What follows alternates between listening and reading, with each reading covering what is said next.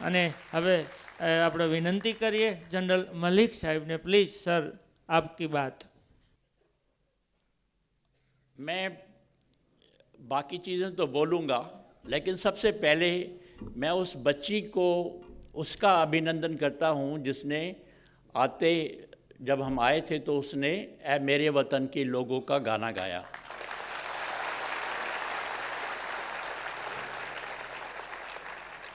उस गाने से मैं जुड़ा हुआ हूँ क्योंकि 1962 की लड़ाई पहली लड़ाई मैंने देखी थी अपने भर्ती अफसर बनने के बाद में, और वो गाना आपको मालूम है कि वो 1962 की लड़ाई के बाद में लता मंगेशकर जी ने गाया था, और वो कोई भूल नहीं पाया है, कोई भारतीय भूल नहीं पाया है। कुछ दिन पहले उसी गाने की 50वीं वर्षगांठ मनाई गई थी बॉम्बे में, और उसके लिए मुझे बुलाया गया था, और मेरे साथ में जो अभी प्रधानमंत्री हैं नरेंद्र भाई मोदी भी थे वहाँ पर, और लता मंगेशकर जी खुद आई थी। और पहले तो लता मंगेशकर जी मना कर रही थी, पर मैंने उनको जब पब्लिक में बोल दिया कि आपको गाना पड़ेगा, तो उन्होंने फिर दोबारा यही गाना फिर गाया था। सो वो गाने का जो असर होता है अभी भी हमारे दिल में आता है, और मुझे यकीन है कि जितने भी हमारे भारतवर्ष के लोग हैं उनमें भी ये याद आती है कि हमारे सैनिक लोग ने किस तरीके से काम किया 1962 में, और उसके बाद में भी करते आए हैं। और दूसरा मैं ये भी बोलूँगा कि वो जो एक बच्चों ने यहाँ पर छोटा सा कार्यक्रम किया जब एक सिपाही लड़ाई के लिए जाता है, आपने देखा होगा, वो मुझे फिर 1962 की याद आ गई। उस वक़्त मेरी शादी तो नहीं हुई थी,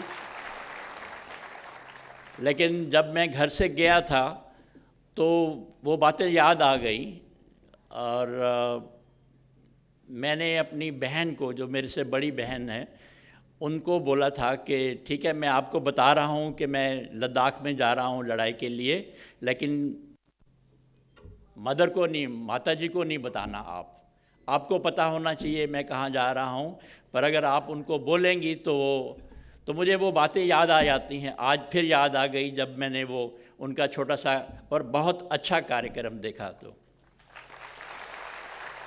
उन बच्चों का भी मैं बहुत अभिनंदन करता हूँ। मैंने जैसे बताया कि बहुत हैरानी की बात हुई मेरे लिए देखने के लिए, और मेरी जो पत्नी ने बोला है अभी कि सूरत में, एक भारतवर्ष में बहुत बड़ा ये शहर नहीं है, छोटा शहर है, ज़्यादा बड़ा नहीं है, और यहाँ से सैनिक लोग भी कम ही हैं, ज़्यादा नहीं है। जब मैं पंजाब, हरियाणा या बाकी जगह पर देखता हूँ, उसमें इतनी देश की भावना है और सैनिकों के लिए इतनी भावना है, ये मैं कभी इमेजिन नहीं कर सकता था। और जो आपने वो भावना दिखाई, जिस तरीके से आपने प्रेम, और जिस तरीके से आप फौजी शहीदों को या उनके परिवारों की आप देखभाल कर रहे हो, मैंने ये पूरे भारतवर्ष में कहीं नहीं देखी है।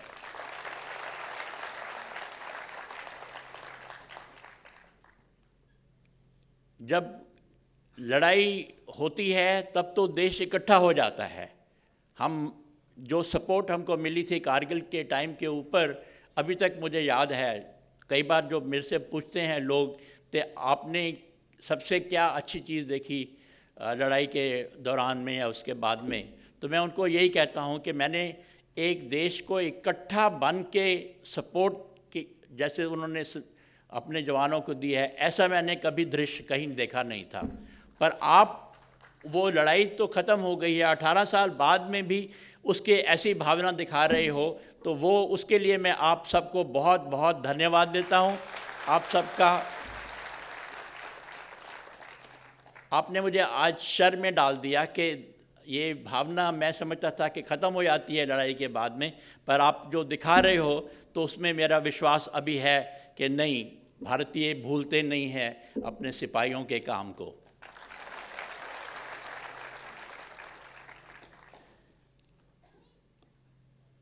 मैं ये भी चाहता हूँ कि यहाँ से और आसपास के इलाके से और हमारे सैनिक जाएं।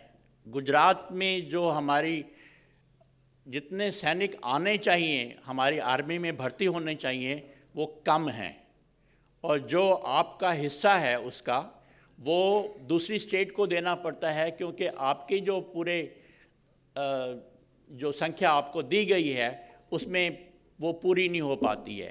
तो मैं ख़ासकर कलेक्टर साहब को मैं ये कहना चाहता हूँ कि आप इस चीज़ को सोचिए कि जो आपको भारत की सरकार ने दिया गया है कि इतने आपने भर्ती करने हैं, वो वैकेंसी दी गई हैं, तो वो वैकेंसी यहाँ पर फिल नहीं होती हैं, और उसके लिए फिर लोग हरियाणा से या पंजाब से या यूपी से लेते हैं। तो आपको खुद ये कुछ इंस्टीट्यूशन बनानी है, कुछ ऐसा कार्यक्रम बनाना है जिससे और लोग आर्मी के बारे में, एयरफोर्स के बारे में, नेवी के बारे में समझ सकें और उनको शौक़ पैदा हो कि वो उसको ज्वाइन करें। आज मुझे सुबह ये मौका मिला कि 10वीं और 12वीं जमात के जितने भी हमारे स्टूडेंट्स हैं यहाँ के, उनसे बातचीत करने का, और उसके बाद में मैंने देखा खुद कि जब मेरी बातचीत उन्होंने सुनी, उनको मैंने पावर पॉइंट प्रेजेंटेशन भी दिया था, तो वो सब उनके भावना थी। और कईयों से जब मैंने पूछा तो लड़के भी लड़कियां भी मुझे बोलने लगी कि हम अभी ज्वाइन करेंगे। तो ये बात बहुत अच्छी लगी, और मैं उम्मीद करता हूँ अपने कलेक्टर साहब से, और मेयर भी हैं यहाँ पर, कि आप कुछ ऐसे कार्यक्रम बनाइए ताकि जो जोश उसमें पैदा हुआ है उसको हम आगे ले जा सकें।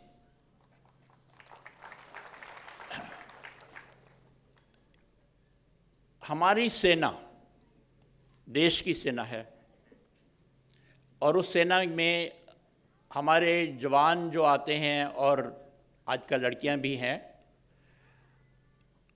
पूरे भारतवर्ष के सब हिस्सों में से आती हैं, और ये एक यूनिक चीज़ है कि पूरे भारतवर्ष के अलग हिस्सों से आती हैं, चाहे वो कोई भी उनकी धर्म हो, या कोई भी उनकी लैंग्वेज हो, या कोई भी उनका और एथनिक या सोशल ऐसा स्टेटस हो, पर जब वो फौज में आते हैं तो सब एक फैमिली की तरह रहते हैं। ये सबसे हमारी सेना की बहुत एक अच्छी चीज़ है कि हम सबको इकट्ठा करके और फिर लड़ाई करते हैं, और इसलिए लोग भी हैरान होते हैं कि ये कैसे आप लोग अलग अलग लैंग्वेज सीखते हो, पर जब इकट्ठे हो जाते हो तो आप सबसे, मैं आपको कह सकता हूँ कि हमारे सेना के जवान जो हैं, सैनिक जो हैं, वो पूरे दुनिया में सबसे अच्छे सैनिक मैं मानता हूँ। और मैं ये ऐसे फालतू की प्रेज़ नहीं कर रहा हूँ, मैंने पूरे दुनिया के बहुत देशों में जाकर उनके सैनिकों को देखा है, उनसे बातचीत भी की है। उसके बाद मैं ये कह रहा हूँ कि हमारे जो भारतवर्ष के सैनिक हैं वो बहुत बहादुर हैं, और उनमें देशभक्ति की जो अपनी भावना है वो बहुत अच्छी है, बहुत तेज़ है। कुछ और चीज़ें भी आपको मैं बताना चाहता हूँ अपनी सेना के बारे में, कि आपने देखा होगा कि बाकी मुल्कों में, बाकी देशों में सेना, पाकिस्तान में देख लो, 3-4 बार अपने चुने हुए जो लीडर हैं उनको हटा के और ख़ुद गद्दी पे बैठती है। अपने आप को डेमोक्रेसी बोलते हैं, लेकिन एक हमारी सेना है पूरे साउथ एशिया में जिसने कभी ऐसी बात सोची नहीं है, और जो हमारे इलेक्टेड पदाधिकारी के बन जाते हैं, प्राइम मिनिस्टर, प्रेसिडेंट, या जो भी इलेक्टेड होते हैं, तो हम उनके नीचे काम करते हैं। और कोई ऐसा काम सोचते भी नहीं है कि उनको कोई खतरा पैदा हो। ये एक बहुत यूनिक बात है, ये भी उसके लिए मुझे बहुत गर्व है।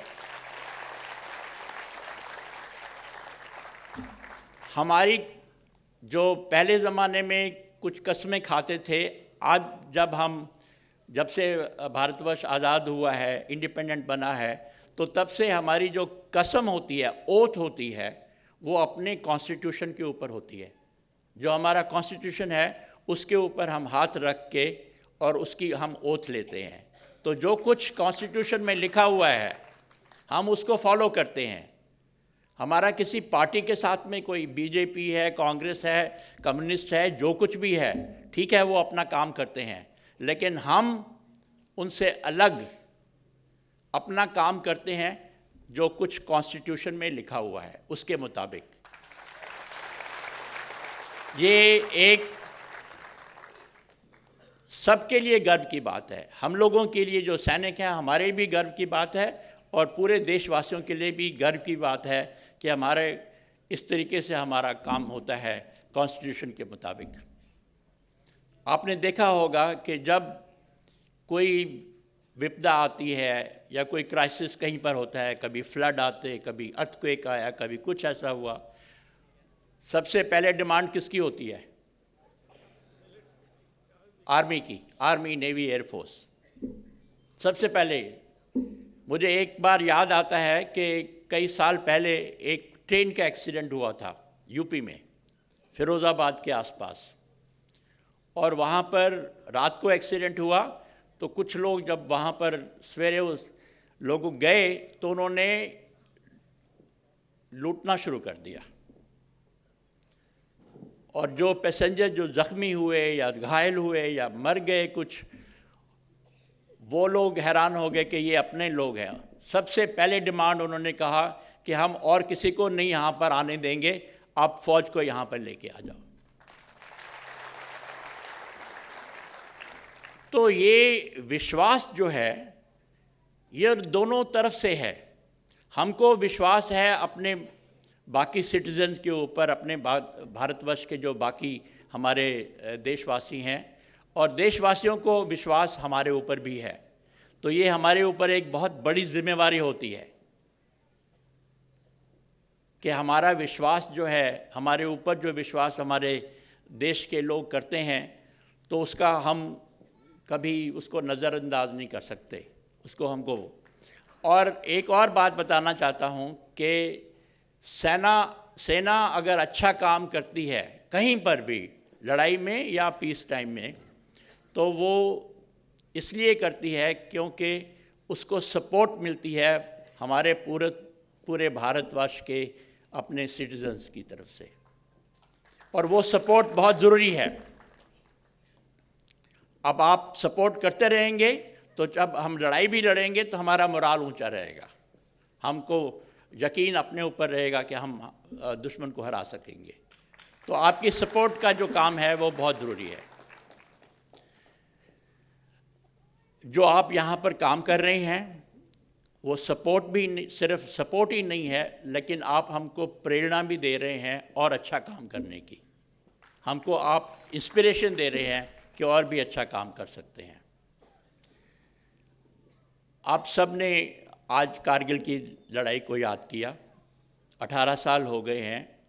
आज 22 तारीख है। 26 जुलाई को मैंने प्रधानमंत्री को बोला था कि हमने आपका जो हुक्म है पूरा किया है, और आज हम कह सकते हैं कि जो आपका हुक्म था हमने पूरा किया है और विजय हो गई है हमारी। 26 तारीख को ये बोला था मैंने प्रधानमंत्री को, और फिर बाद में हमने पब्लिक में भी अनाउंस किया कि जो काम फ़ौज को दिया गया था वो पूरा सही। लेकिन उसके लिए श्रेय मुझे नहीं जाता, मैं नहीं लेना मांगता हूँ, क्योंकि वो श्रेय जो है वो सारे सैनिकों को जाता है, ख़ासकर वो जो कारगिल के एरिया में लड़ाई कर रहे थे, चाहे वो सिपाही है, नायक है, हवलदार है, जेसीओ है या यंग ऑफिसर हैं। जो बहादुरी हमारे यंग ऑफिसर ने दिखाई या बाकी सैनिकों ने दिखाई, वो एक एक वर्ल्ड के लिए नया रिकॉर्ड है जो कभी कोई बीट नहीं कर सकता। 18,000 19,000 फीट की ऊंचाई के ऊपर जब आपके पास पूरा इक्विपमेंट भी नहीं है, फिर भी लड़ना और दुश्मन को वहाँ से भगाना चोटियों के ऊपर से कोई आसान काम नहीं है। अभी भी जब मैं बाहर जाता हूँ तो लोग मेरे से पूछते हैं कि ये कैसे हुआ, तो मैं उनको यही जवाब देता हूँ कि मेरे से मत पूछो, आप मेरे जवानों से पूछो उन्होंने कैसे काम किया।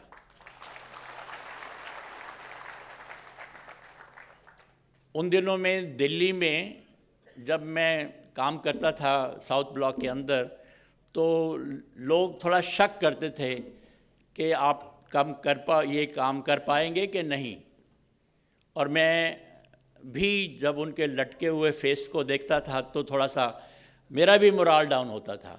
लेकिन उसके लिए फिर मैं हर 6 दिन के बाद में मैं कारगिल में जाता था अपने जवानों को मिलने के लिए। वो लोग मेरा उत्साह बढ़ाते थे, जो जवान आगे लड़ रहे थे वो मेरा उत्साह बढ़ाते थे। और मैं आपको यकीन के साथ मैं कहता हूँ, वो 2.5 महीने लड़ाई लड़ी, कभी भी मैंने किसी जवान से, ऑफिसर से, किसी से ये नहीं सुना कि सर ये काम तो मुश्किल है या नहीं हो सकता। हमेशा यही कहते थे कि आप फिक्र नहीं करो, आपने जो बोला है वो होगा। मैंने उनको यही बोला था कि विक्ट्री हमारी होगी। उन्होंने बोला जो आपने बोला है वो होगा। तो उसको सुन के मेरा अपना उत्साह बढ़ता था। अब समय कम है, मुझे मालूम है बहुत देर हो गई है, तो मैं आपको सिर्फ एक उदाहरण देना चाहता हूँ। एक चिट्ठी से, एक पत्र से, जो एक सिपाही ने कारगिल के पहाड़ों से जब वो लड़ाई कर रहा था उसने वो भेजा। उसके लिए कहानी ये है कि जैसा कि मेरी पत्नी ने बताया कि आर्मी वाइव्स वेलफेयर एसोसिएशन, इन्होंने सोचा कि क्यों ना मिठाई भेजी जाए अपने फ्रंट के ऊपर। तो बहुत डब्बे भरे गए मिठाई से और उनको हमने फ्रंट में पहुंचाया। उसके ऊपर अंदर तो कुछ लिखा हुआ था, सिर्फ आर्मी वाइव्स वेलफेयर एसोसिएशन की तरफ से आपको हमारी शुभकामनाएं। सब लेडीज़ ने जो वहाँ पर थी, स्त्रियाँ हमारे साथ में, उन्होंने अपनी तरफ से वो, पर किसी ने अपना नाम नहीं लिखा।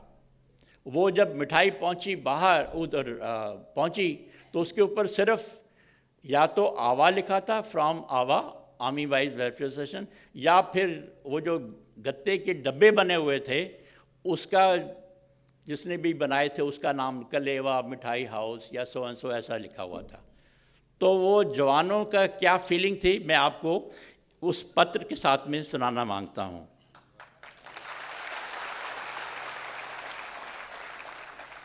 ये पत्र जो है 21 जुलाई 1999 का लिखा हुआ है और वो जवान लिखता है, ऊपर से शुरू करता है जय हिंद, फिर कहता है आदरणीय माय डियर आवा। उसको मालूम नहीं कि आवा क्या चीज़ है, उसने देखा आवा तो उसने आवा लिख दिया, AWWA। आपके प्रिय सैनिक भाइयों की तरफ से नमस्कार।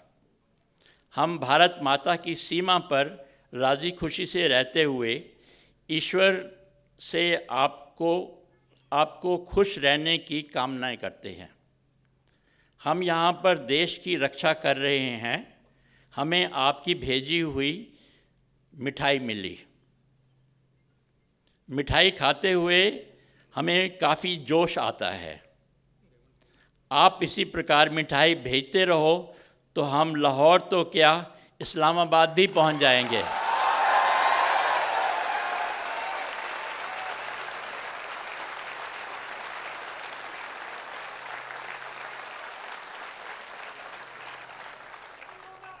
आप लोग निर्भय होकर रहो, हम आपकी व अपने देश की रक्षा करेंगे। जब तक हम लाइन ऑफ कंट्रोल क्रॉस नहीं करते तब तक हम चैन की सांस नहीं ले पाएंगे।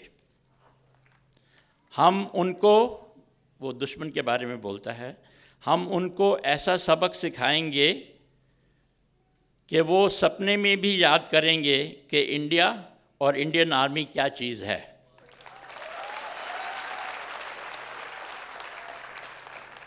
भाइयों व बहनों, तुम खुश रहो। हमारी तरफ से तुमको खुश रहने की हम बहुत कामनाएं करते हैं। आपके पत्र मिलता है तो पत्र का पूरा एड्रेस देना।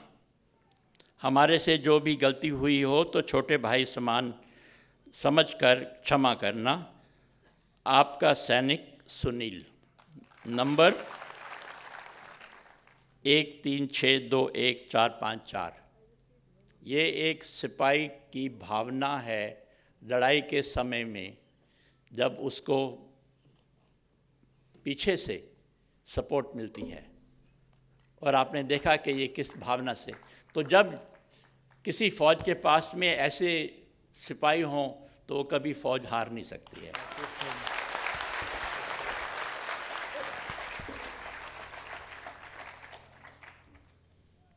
अंत में मैं यही बोलूँगा, बहुत बहुत धन्यवाद। जो मैंने देखा पिछले 2 दिन में, मेरी पत्नी ने भी देखा, जिन लोगों से हम मिले, तो बहुत अच्छा लगा। बहुत अच्छा लगा कि हमारे देशवासियों में इतनी अच्छी भावना है, और ख़ासकर सूरत वालों में, सूरत के शहर वालों में, और जो यहाँ पर बाकी जिन्होंने काम किया है वहाँ उसके लिए। और जो आप सिर्फ अपने प्रदेश के लोगों के लिए नहीं कर रहे हो, लेकिन मैंने देखा कि 5-6 फैमिलीज़ जो हैं वो बाहर से भी आई थी। तो उन सब की तरफ से, क्योंकि वो लोग सैनिक थे, सैनिक का हिस्सा थे, फौज का हिस्सा थे, मैं आपको बहुत बहुत धन्यवाद देता हूँ। बहुत बहुत शुक्रिया। मैं आपको बहुत शुभकामनाएं देता हूँ। आप बहुत अच्छा काम कर रहे हैं, और जो आपकी भावना है उसको देखकर मुझे पूरा यकीन है कि जब सैनिक ऐसी बातें सुनेंगे, देखेंगे, तो उनका उत्साह और भी बढ़ जाएगा। आप सबका बहुत बहुत धन्यवाद। जय हिंद।